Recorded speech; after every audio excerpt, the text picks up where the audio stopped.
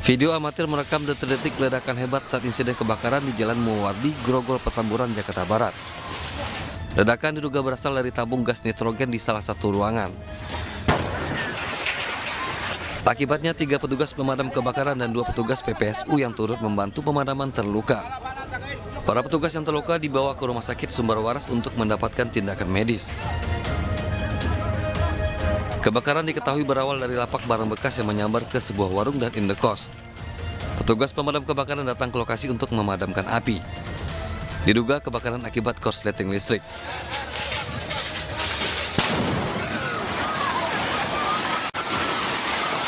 Sepertinya korsleting listrik diduga. Pak, ini objek yang terbakar apa? Lapak, Pak.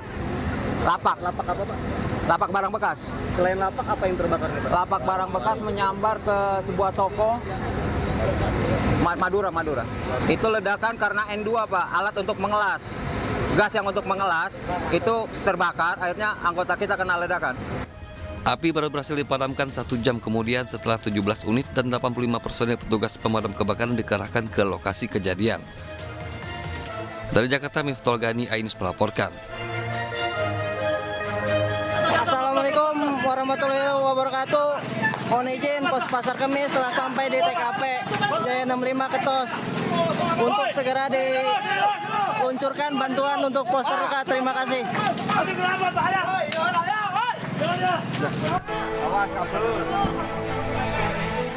Dini hari tadi, warga di Kecamatan Pasar Kemis, Kabupaten Tangerang, Banten dikejutkan dengan kebakaran yang melahap bangunan lapak kusen dan karet.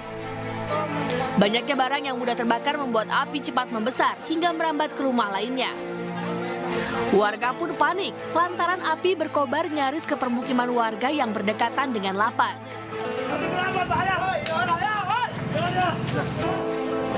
Diduga kebakaran terjadi akibat adanya warga yang membakar sampah, kemudian menyambar tumpukan karet dan kayu di dalam lapak.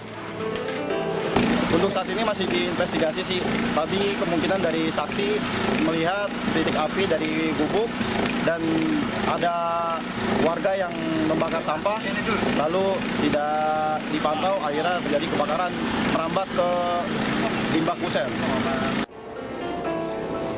Api pun berhasil dipadamkan 4 jam setelah mobil pemadam kebakaran dikerahkan. Selain membakar 3 lapak, kebakaran juga meludeskan 1 rumah warga, 2 motor, dan 1 mobil. Dari Kabupaten Tangerang, Ain Marani, iNews melaporkan.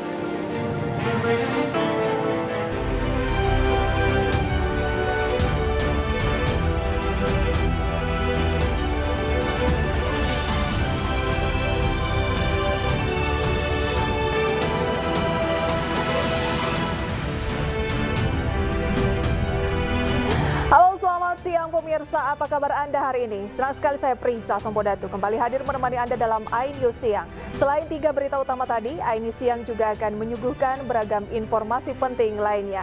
Dan iNews Siang ini kami awali pemirsa dari Jakarta, mengaku anggota BIN, seorang pria ancam pengendara lain menggunakan senjata api di Jalan Raya Kalibata, Kramat Jati, Jakarta Timur. Aksi pengancaman direkam korban viral di media sosial. Pak, minggir Pak, minggir Pak, minggir Pak.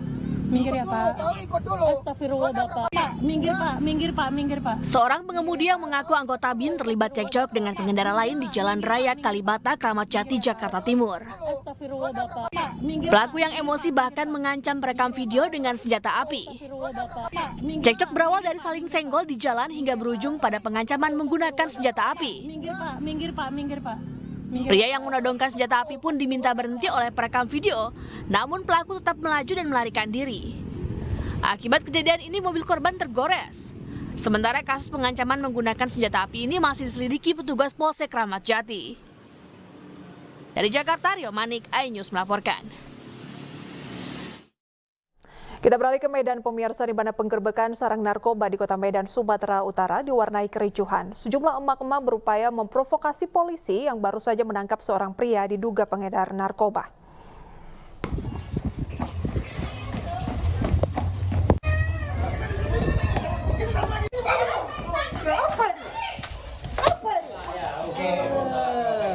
Makanya nyambung. Tahu aku.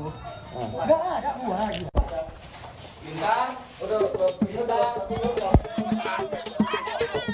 Satres Narkoba Polrestabes Medan melakukan penggerebekan sarang narkoba di Jalan Masjid Taufik, Kota Medan, Sumatera Utara. Dari penggerebekan tersebut, polisi menangkap seorang pria yang diduga merupakan pengedar narkoba. Untuk menjangkau lokasi penggerebekan, polisi harus melewati gang sempit sebelum akhirnya berhasil meringkus seorang pria yang diduga sebagai pengedar narkotika jenis sabu tersebut. Dari tangannya, polisi menyita beberapa barang bukti, seperti 1 paket sabu siap edar, timbangan elektrik, dan puluhan plastik pembungkus narkoba. Dalam penggerebekan ini sempat diwarnai kericuhan usai sejumlah emak-emak berupaya memprovokasi polisi yang tengah melakukan penggeledahan. Polisi yang pada akhirnya berhasil menenangkan warga, kemudian menemukan sebilah samurai di rumah yang digerebek. Kanit 2 Satres Narkoba Polrestabes Medan AKP Heriadi menyebut pihaknya kini tengah memburu pemasok narkoba kepada pelaku guna mengungkap jaringan yang lebih besar. Kami amankan saat ini 1 orang yang melakukan tindakan menjualbelikan narkoba. Polisi akan terus mengawasi lokasi penggerebekan yang sebelumnya kerap dijadikan sebagai tempat transaksi narkoba. Jika nantinya kembali ditemukan, maka polisi akan melakukan penggerebekan kembali hingga kawasan ini bebas dari praktek penyalahgunaan narkoba. Pemirsa, pesawat Trigana tergelincir di Bandara Kamanap, Kepulauan Yapen, Papua. Kondisi pesawat Trigana.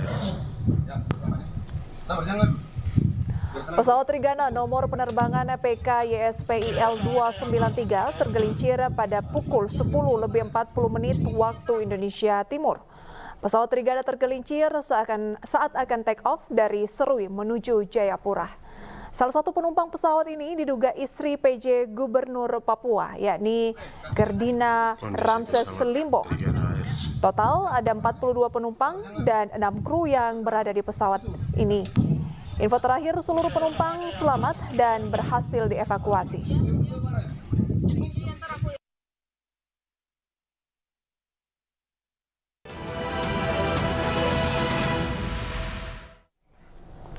Terima kasih pemirsa, Anda kembali menyaksikan iNews Siang. Hari ini ke-6 terpidana kasus Vina menjalani sidang kedua peninjauan kembali di PN Cirebon. 39 saksi fakta dan 10 saksi ahli akan dihadirkan dalam sidang peninjauan kembali.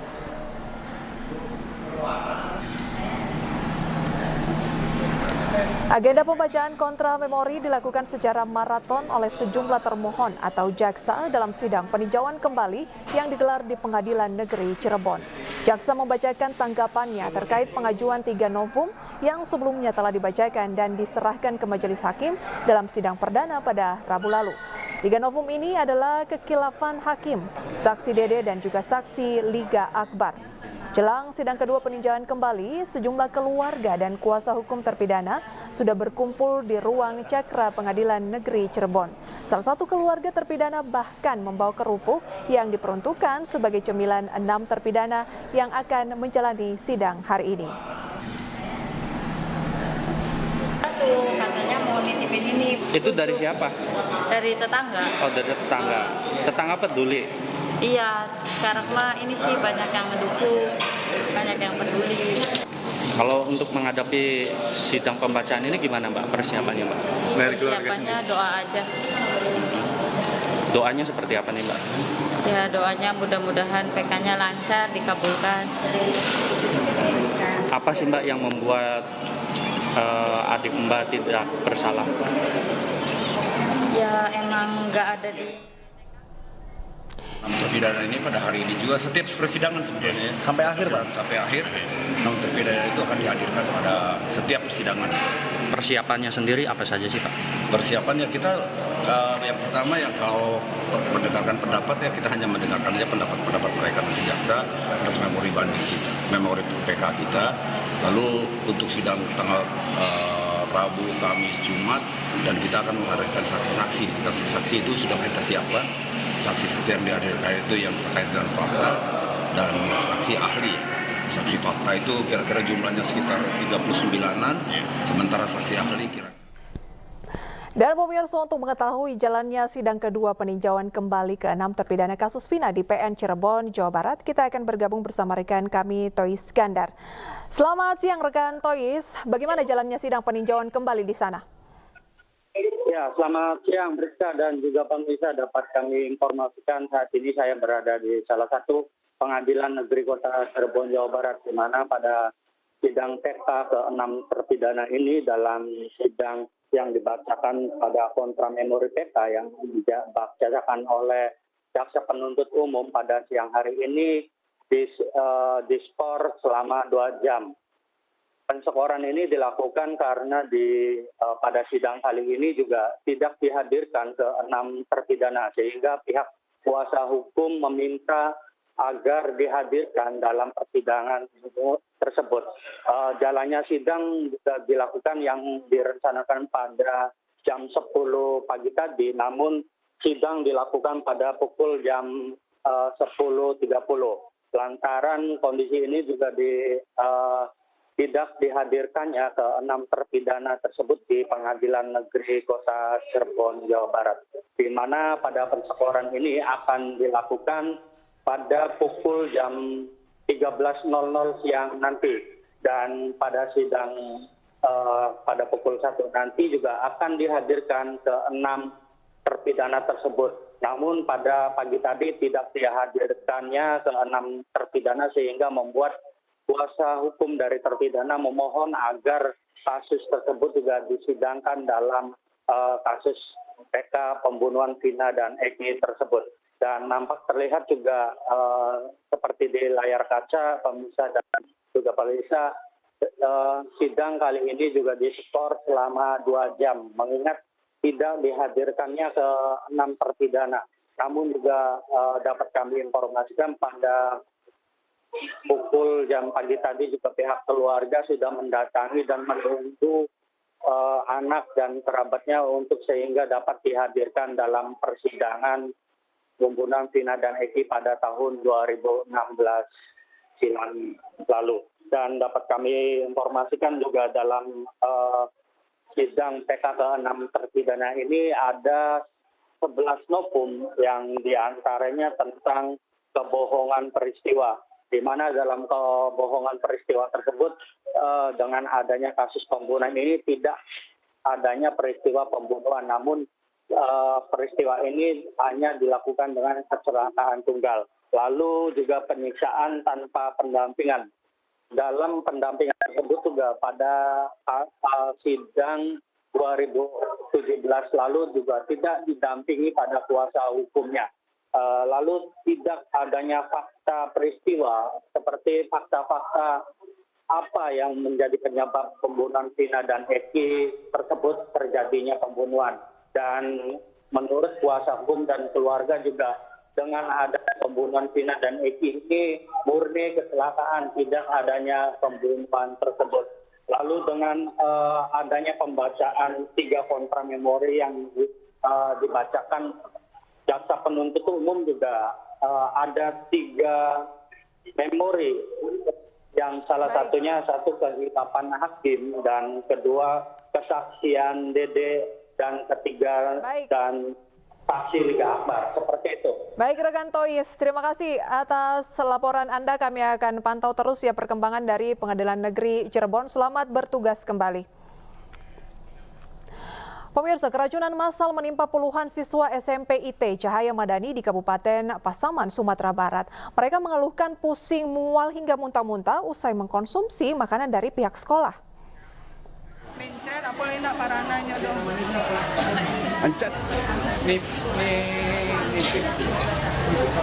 Puluhan siswa asrama sekolah menengah pertama Islam Terpadu Cahaya Madani Lubuk Sikaping di Kabupaten Pasaman, Sumatera Barat ini dilarikan ke IGD RSUD Lubuk Sikaping usai diduga keracunan makanan.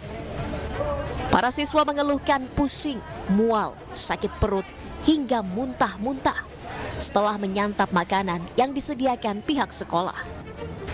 Sebanyak 72 siswa pun langsung mendapatkan penanganan medis di RSUD Lubuk Sikaping. 17 siswa harus menjalani rawat inap karena kondisi yang cukup parah. Sementara 55 siswa lainnya telah dipulangkan setelah kondisinya dinyatakan membaik.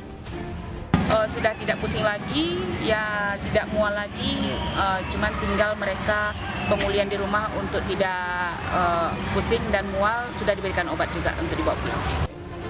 Pihak rumah sakit pun akan memastikan penyebab keracunan makanan dari sampel muntah dan makanan yang dikonsumsi para siswa.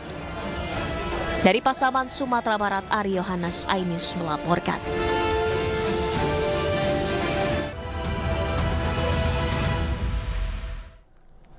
Terima kasih Anda kembali bersama kami. Pemirsa, satu keluarga di Kabupaten Bintan, Kepulauan Riau dilantik sebagai anggota DPRD Bintan periode 2024 hingga 2029. Mereka terdiri dari suami, istri, dan anak.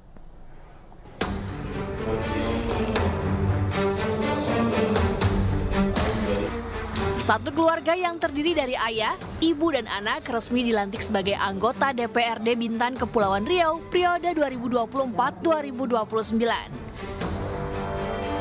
Ketiganya merupakan kader Partai Demokrat yang terdiri dari Lanade yang merupakan suami, Mariana istri, serta Rusli anak. Lanade, Mariana, dan Rusli berasal dari Desa Gunung Kijang, Kecamatan Gunung Kijang, Kabupaten Bintan. Mereka terpilih menjadi anggota DPRD dari daerah pemilihan yang berbeda. Lanade mengaku senang usai dilantik menjadi anggota DPRD Bintan bersama dengan anak dan istrinya.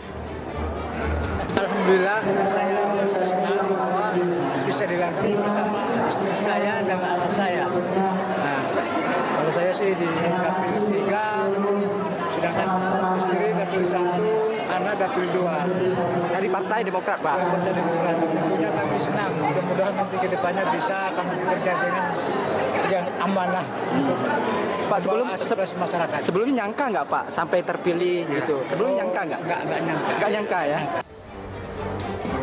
Satu keluarga ini dilantik bersama 25 anggota DPRD Kabupaten Bintan terpilih lainnya untuk masa jabatan 2024-2029. Dari Bintan, Kepulauan Riau, Zuprianto, iNews melaporkan. Sementara itu, ayah dan anak dilantik secara bersamaan menjadi anggota DPRD Jawa Tengah periode 2024 hingga 2029. Sang anak bernama Rizky Iskandar berusia 22 tahun menjadi anggota DPRD termuda. Provinsi Jawa Tengah, Saudara Pejabat Gubernur Jawa Tengah, Ketua dan Pimpinan Partai Politik. Ada momen unik saat pelantikan anggota DPRD Jawa Tengah periode 2024-2029 di Semarang, Jawa Tengah. Seorang ayah dan anak bersamaan dilantik menjadi anggota dewan. Mereka adalah Zulkarnain 59 tahun dan putranya Muhammad Rizky Iskandar 22 tahun. Keduanya merupakan kader Partai Gerindra yang sama-sama berasal dari pemilihan Kabupaten Batang, Pemalang, dan Pekalongan. Rizky yang masih menempuh pendidikan di Universitas Muhammadiyah Yogyakarta ini menjadi anggota DPRD termuda. Kalau saya pribadi berperannya di Komisi E mungkin tentang kesejahteraan sosial masyarakat, ada di kesehatan atau di pendidikan dan kebudayaan seperti itu, karena saya kira di usia saya sekarang ini saya ya merasa cocok. Saya yakin seperti itu dan mungkin itu juga komisi yang bisa ya saya jadikan acuan untuk saya untuk menjalankan aspirasi masyarakat, khususnya yang usia-usia muda. Dari 120 anggota dewan yang dilantik, 50%-nya atau 60 anggota merupakan wajah baru di DPRD Jawa Tengah. Dari Semarang, Jawa Tengah, Kristiadi, iNews melaporkan. Baru saja dilantik, sejumlah anggota DPRD terpilih periode 2024 hingga 2029 di sejumlah daerah menggadaikan surat keputusan atau SK pengangkatan kepada pihak bank untuk mengajukan pinjaman.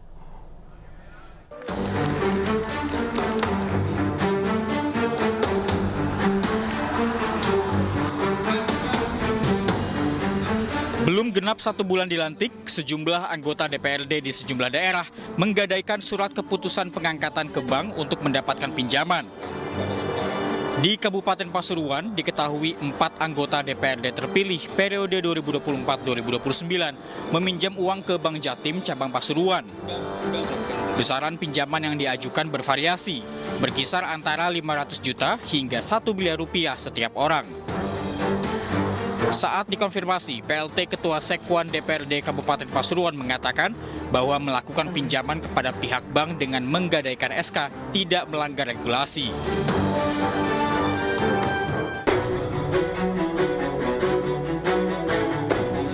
Tidak hanya di Pasuruan, sejumlah anggota DPRD terpilih periode 2024-2029 di Kota Serang juga diketahui menggadaikan surat keputusan atau SK pengangkatan kepada pihak bank. Hal itu diketahui setelah Sekretaris DPRD Kota Serang, Ahmad Nuri, menyampaikan ada sekitar 5-10 anggota DPRD Kota Serang yang mengajukan pinjaman uang kepada pihak bank dengan SK pengangkatan sebagai jaminan. Tapi yang jelas itu seperti PNS lah, menggadaikan itu juga saya kira haknya anggota dewan terpilih lah untuk menggadaikan SK. Semuanya? Ada yang gadaikan, ada yang tidak, ada yang menitipkan SK-nya biar tidak ini gimana, ada itu misalnya. Jumlahnya aja Pak, berapa? 10 lebih? Ya sekarang udah yang ada masuk ada sekitar 5 sampai 10 lah. 10 ya? 5 sampai 10 lah. Saya nggak kurang hafal nama-nama itu. Kira-kira itu bisa diproyeksikan bertambah atau gimana itu? Ya tergantung kebutuhan anggota dewan lah saya kira. Karena itu mah diberikan hak juga, tidak ada larangan untuk mengambil bank. Kalau itu tadi tinggal mekanismenya kita nanti membuat aturan untuk dipotong oleh bank, itu aja.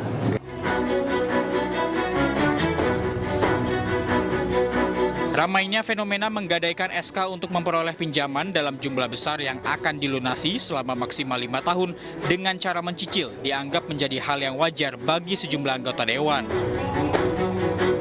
Beragam alasan wakil rakyat tersebut meminjam uang diantaranya untuk melunasi utang biaya kampanye pemilihan legislatif 2024 ataupun untuk keperluan lainnya.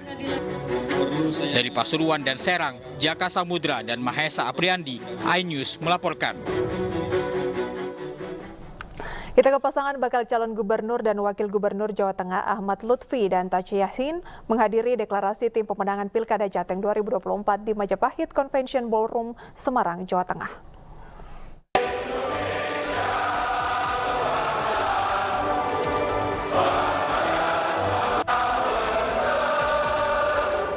Belas partai politik mendeklarasikan dukungan kepada pasangan bakal calon gubernur dan wakil gubernur Jawa Tengah Ahmad Lutfi Taci Yassin Maimun. Di antaranya parpol yang tergabung dalam koalisi Indonesia Maju Plus, yakni PKB, Gerindra, Demokrat, Golkar, Nasdem, PKS, PAN, dan P3. Dari luar koalisi, PSI, Partai Buruh, Partai Gelora, Partai Garuda, PBB, Perindo, dan Prima juga turut menyatakan dukungan. Ahmad Lutfi pun meminta para pendukungnya untuk menjalani Pilkada serentak 2024 secara damai dan demokratis. Tidak memfitnah, tidak menyerang, dan tidak menjelekkan kepada kontestan lain maupun para pendukung kontestan lain. Saya yakin dan percaya bahwa kita semuanya menginginkan adanya suatu kemenangan. Tetapi raihlah proses kemenangan itu dengan cara sesuai dengan norma kaidah demokrasi yang santun, sesuai dengan ketentuan hukum yang berlaku. Saged? Bisa? Kita cinta kepada Jawa Tengah, tetapi kita lebih cinta kepada demokrasi yang akan kita lakukan. Pasangan Ahmad Lutfi Taci Yassin Maimun mengusung jargon ngopeni ngelakoni, yakni mengusung suasana kebersamaan dan kegembiraan dalam pilkada. Dari Semarang, Jawa Tengah, Doni Mariandra, iNews melaporkan.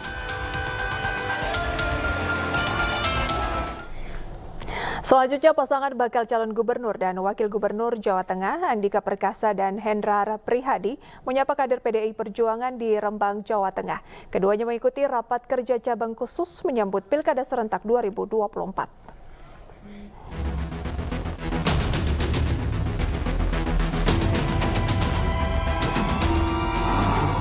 Pasangan bakal calon gubernur dan wakil gubernur Jawa Tengah, Andika Hendi, tiba di kantor DPC PDIP Kabupaten Rembang Minggu siang untuk menghadiri rapat kerja cabang khusus PDI Perjuangan. Kehadiran Andika Hendi disambut antusias ratusan kader PDIP. Andika menyampaikan, sebagai pendatang baru di dunia politik, dirinya menyadari harus sering bertemu dengan kader PDIP di wilayah Jawa Tengah.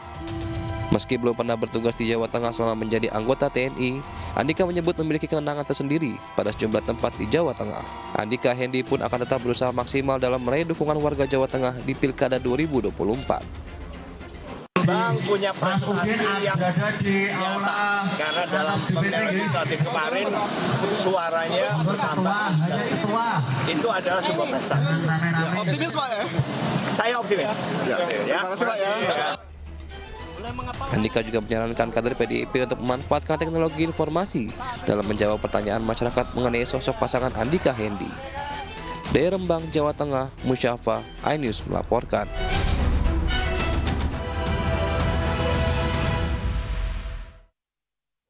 Ya pemirsa, kembali di Siang bersama saya Pram Senjaya dan kita ke informasi berikutnya pemirsa. Mantan penyanyi cilik era 90-an dan presenter Putri Zizi Novianti atau akrab disapa Puput Novel meninggal dunia di Rumah Sakit MMC Kuningan, Jakarta Selatan pada Minggu malam. Sebelum dikabarkan meninggal dunia, almarhumah diketahui sempat dirawat karena penyakit kanker payudara yang dideritanya selama 3 tahun terakhir.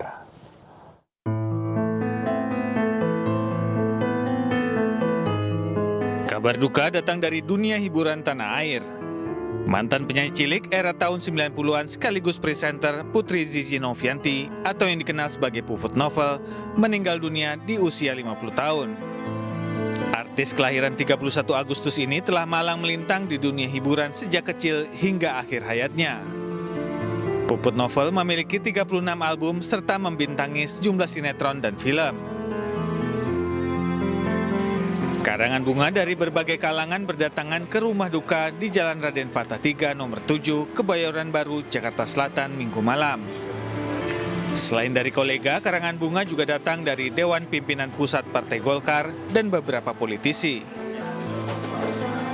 Sejumlah pelayat juga terus berdatangan untuk menyampaikan ucapan bela sungkawa kepada keluarga almarhum.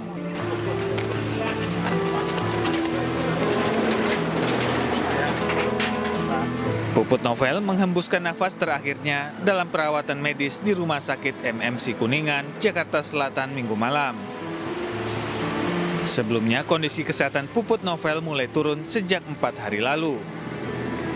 Hal ini diakibatkan kanker payudara yang dialaminya selama 3 tahun terakhir. Ada komplikasi sih jatuhnya, ada komplikasi di jantung dan paru-parunya, jadi sampai di situ aja sih. Emang kakak tuh ceria orangnya, jadi dia nggak mau kelihatan orang sedih, nggak mau kelihatan dia lagi sakit, karena dia tuh selalu pengen membawa kebaikan lah buat sekitarnya gitu. Jadi ya kalau dia sakit dia nggak ngeliatin gitu. Puput Novel wafat di usia 50 tahun dan meninggalkan seorang suami serta 2 orang anak. Menurut keluarga, jenazah Puput Novel rencananya akan dimakamkan di TPU Sanjaya Selong, Kebayoran Baru, Jakarta Selatan, Senin pagi. Dari Jakarta, Helmi Sajangbati, iNews melaporkan.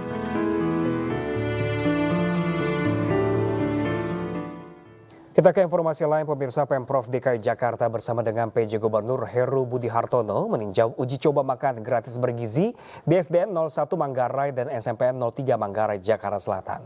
Uji coba makan bergizi menyuguhkan menu dengan harga variatif bagi SD seharga Rp20.000 dan SMP seharga Rp25.000.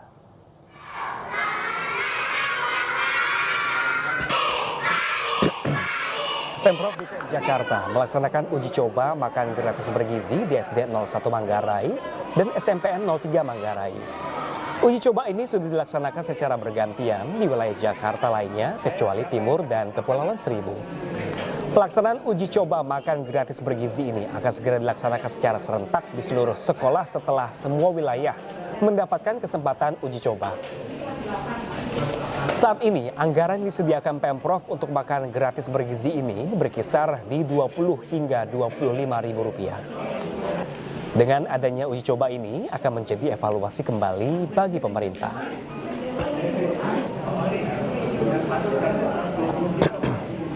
Yang berikutnya di SMP 03 Manggarai.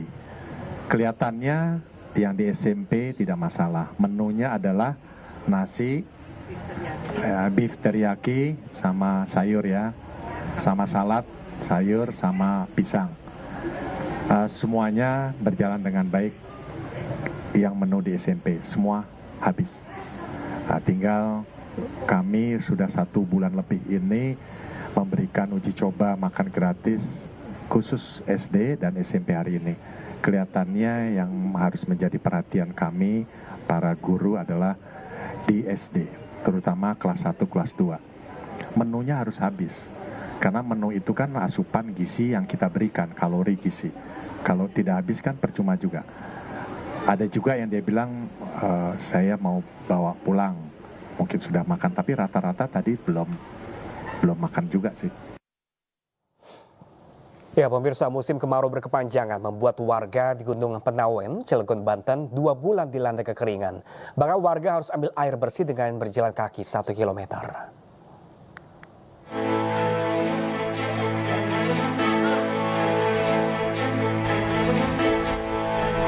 Dengan menyusuri hutan mencapai 1 km, warga di lingkungan Gunung Penawen, Kelurahan Lebak Gede, Kecamatan Pulau Merak, Kota Cilegon, Banten, mencari air bersih untuk memenuhi kebutuhan sehari-hari. Pasalnya, sejumlah sumber mata air telah mengering akibat kemarau berkepanjangan.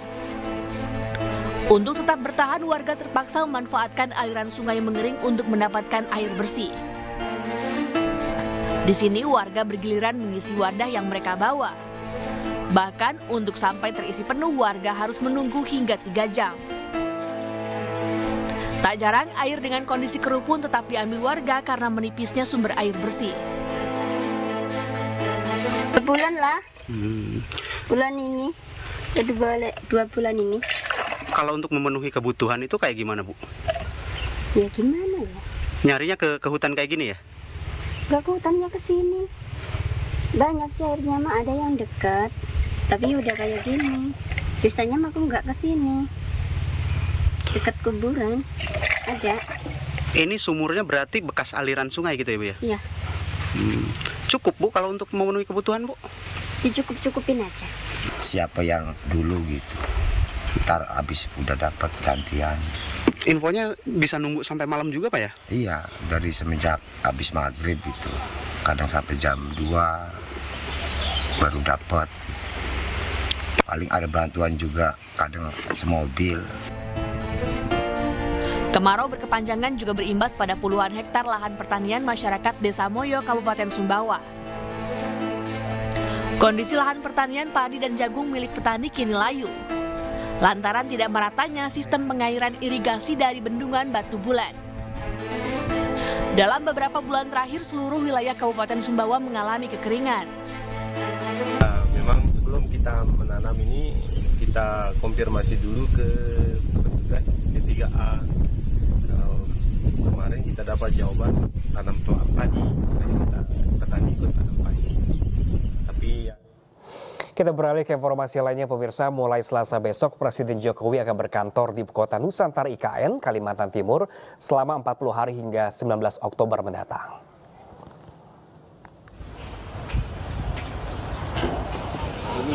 Ya, pemirsa, Kepala Sekretariat Presiden Heru Budi Hartono mengatakan sejumlah persiapan terus dilakukan di Ibu Kota Nusantara untuk Presiden Jokowi berkantor. Sejumlah pegawai Setpres sudah berada di IKN untuk membantu kegiatan Presiden. Sebelumnya, pada 28 Juli, Presiden Jokowi sudah berkantor di IKN. Saat itu, Presiden mengadakan rapat dengan otorita IKN, gubernur hingga bupati di sekitar IKN. Konsep yang lagi dibangun yang nanti kan ini akhir September kita mau buka. Lalu bagaimana, pemirsa, persiapan Ibu Kota Nusantara IKN jelang Presiden berkantor? Kita sudah terhubung dengan rekan kami Mukmin Aziz. Halo, selamat siang rekan Mukmin Aziz. Iya, Bang. Ya, rekan Mukmin Aziz, bagaimana kesiapan Istana Garuda ini menyambut Presiden untuk berkantor mulai besok? Baik, Bang. Mulai 10 September besok, Presiden Joko Widodo akan mulai berkantor di IKN. Sejumlah persiapan telah dilakukan, diantaranya sejak kemarin pegawai Setpres sudah mulai berada di IKN. Dan rencananya Jokowi akan mulai berkantor di IKN selama 40 hari terhitung dari tanggal 10 September besok hingga 19 Oktober mendatang. Artinya Presiden akan berkantor hingga H-1 jelang pelantikan Presiden terpilih Prabowo Subianto dan Gibran Rakabuming Raka pada 20 Oktober mendatang. Sejumlah persiapan memang sudah dilakukan, diantaranya pihak BMKG juga sudah melakukan modifikasi cuaca dengan sebagai cara untuk membantu kelancaran cuaca selama Presiden Joko Widodo berkantor di IKN. Juga sebagai langkah untuk melancarkan proses pembangunan bandara di IKN. Selain itu, Pram, dapat saya juga sampaikan terupdate bahwa landasan sendiri juga sudah mulai dilakukan uji coba sejak beberapa hari yang lalu, dan terhitung mulai hari ini juga akan dilakukan uji coba landasan pacu sepanjang 3.000 meter jelang besok silakan di IKN. Rekan Mukmin, kalau selain Setpres dan Presiden yang akan berkantor besok nih, ada sejumlah pejabat pemerintah, kementerian yang juga akan berkantor di sana atau tidak menemani Presiden di sana? Ya, rencananya selain Presiden Joko Widodo dan juga Setpres yang sudah mulai berkantor sejak kemarin, sejumlah ASN dari sejumlah pemerintahan dan juga lembaga juga akan ikut berkantor di IKN, Pram. Hingga hari ini kabar terupdate yang dapat saya informasikan bahwa jumlah ASN yang akan berada di IKN untuk mulai bekerja juga belum dapat dipastikan berapa jumlahnya, Pram. Oke, baik, kami masih menanti kabar terbaru dari Anda langsung dari IKN. Terima kasih rekan Mukmin Aziz, selamat bertugas kembali.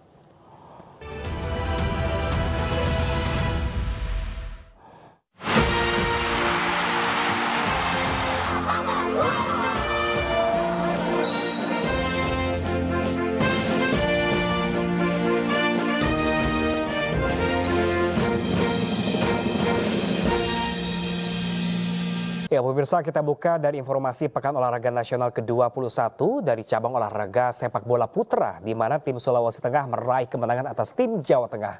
Sulteng menang dengan skor tipis 2-1. Tim Sulawesi Tengah meraih kemenangan atas tim Jawa Tengah pada laga grup B sepak bola putra PON ke-21 di Stadion Haji di Murtala Banda Aceh pada Minggu sore. Tim Sulteng membuka keunggulan mereka pada menit ke-33 lewat gol dari Wahyu Almanporu.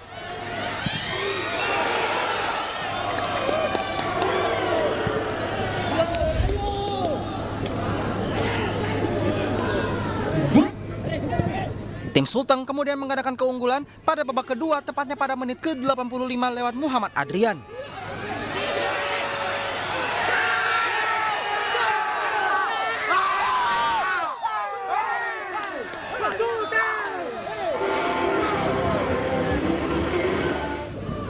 Tim Jawa Tengah sempat memperkecil ketertinggalan pada menit ke-89 dengan gol dari Erwin Fardiansyah.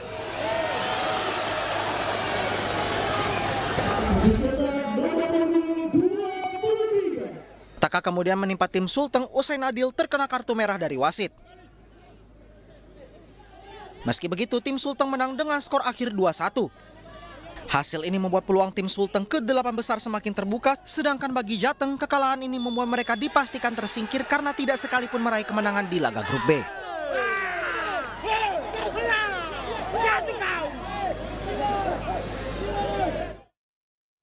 Ya, pemirsa, untuk memperlancar arus lalu lintas jelang upacara pembukaan Pekan Olahraga Nasional, Direktorat Lalu Lintas Polda Aceh melakukan rekayasa lalu lintas di sekitar Stadion Harapan Bangsa Banda Aceh.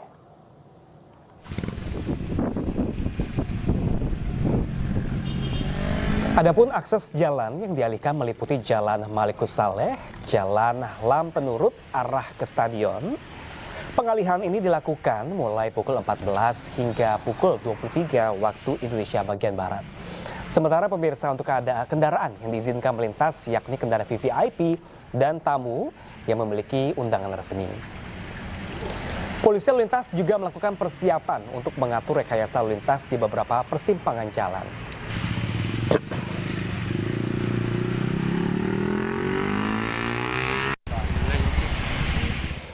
Dan pemirsa, untuk mengetahui persiapan menuju upacara pembukaan Pekan Olahraga Nasional ke-21 sudah memasuki fase akhir, pemirsa. Sudah ada rekan kami Taufan Mustafa di sana. Selamat siang rekan Taufan. Ya, Taufan, bagaimanakah persiapan jalan upacara pembukaan nanti? Dan pemirsa bahwa saat ini saya sedang berada di Jalan Sultan Malik Saleh bersama Masjid, di mana tepat di depan Stadion Harapan Bangsa dan menjadi tempat pembukaan PON ke-20 Agustus ini. Dan dapat saya laporkan bahwa saat ini polisi tengah mempersiapkan proses rekayasa dan lalu lintas di sepanjang Jalan Sultan Malik Saleh, yang itu dimulai dari depan Masjid Raya hingga ke simpang Lampu Kota Makassar. Dan dapat saya laporkan juga bahwa ruas jalan Bedana hingga ke AMD itu akan dilakukan satu ruas jalan. Dan pihak Polda Aceh juga telah melakukan persiapan untuk lokasi parkir di setiap perkantoran yang ada di sekitar lokasi Stadion Harapan Bangsa, di mana nanti pihak Polda Aceh juga memfasilitasi para tamu undangan untuk dengan menyediakan bus Trans-Sukaraja untuk mencapai lokasi Stadion Harapan Bangsa. Demikian. Baik, Taufan Mustafa melaporkan langsung dari Mada Aceh terkait PON ke-21. Kami masih menanti update terbaru dari Anda dan selamat bertugas kembali.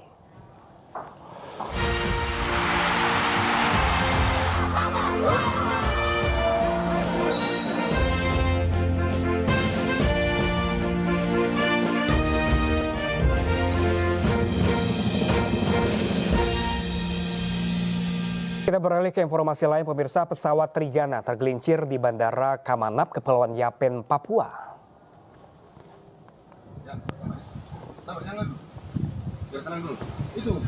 Ya, pemirsa, pesawat Trigana dengan nomor penerbangan PKYSPIL 293 tergelincir pada jam 10:40 waktu Indonesia bagian timur. Pesawat Trigana tergelincir saat akan take off dari Serui menuju Jayapura. Salah satu penumpang pesawat ini diduga adalah istri PJ Gubernur Papua, yakni Kerdina Ramses Limbong. Total ada sebanyak 42 penumpang dan 6 kru yang berada di pesawat ini. Dan info terakhir, seluruh penumpang selamat dan berhasil dievakuasi. Saat dikonfirmasi pemirsa kepada Humas Bandara Kamanap, saat ini petugas masih melakukan investigasi terkait pesawat Trigana yang tergelincir.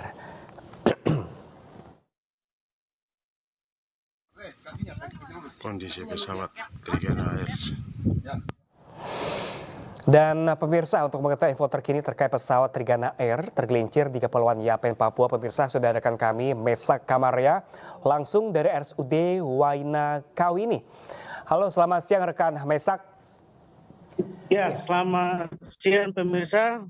Saya Mesak Kamaria dari Kabupaten Kepulauan Yapen, tepat berada di Rumah Sakit Waina Kawini, Kabupaten Kepulauan Yapen, tepatnya di depan Ruang Tindakan atau IGD. Yang baru saya tergelincir ini?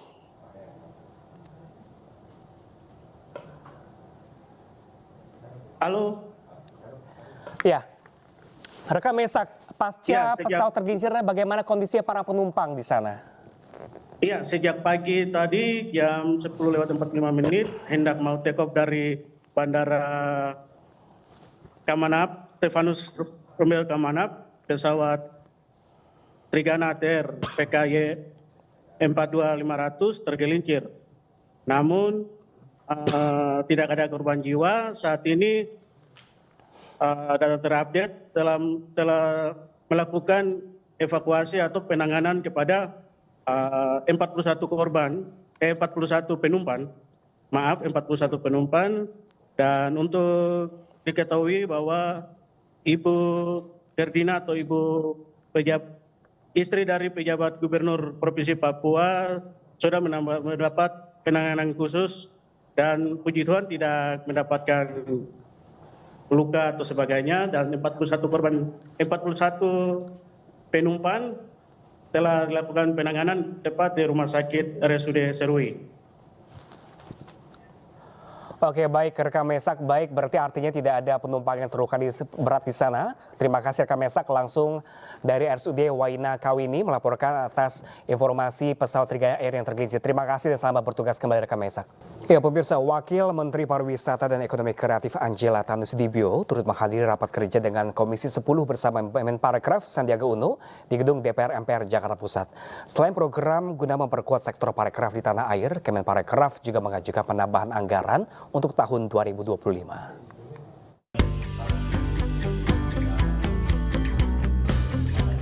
Dalam rapat kerja dengan Komisi 10 DPR RI di gedung DPR MPR Jakarta Pusat, Menparekraf Sandiaga Uno usulkan sejumlah program guna memperkuat sektor pariwisata dan ekonomi kreatif Indonesia di tahun 2025. Program-program tersebut diharapkan mampu meningkatkan kesejahteraan dan keterampilan masyarakat, khususnya kualitas sumber daya manusia di sektor parekraf. Kami akan memfokuskan juga dari segi konten dan digitalisasi ini yang ternyata memberikan banyak dampak positif pada peningkatan bukan hanya kreativitas dan inovasi, tapi local wisdom dan peningkatan penjualan.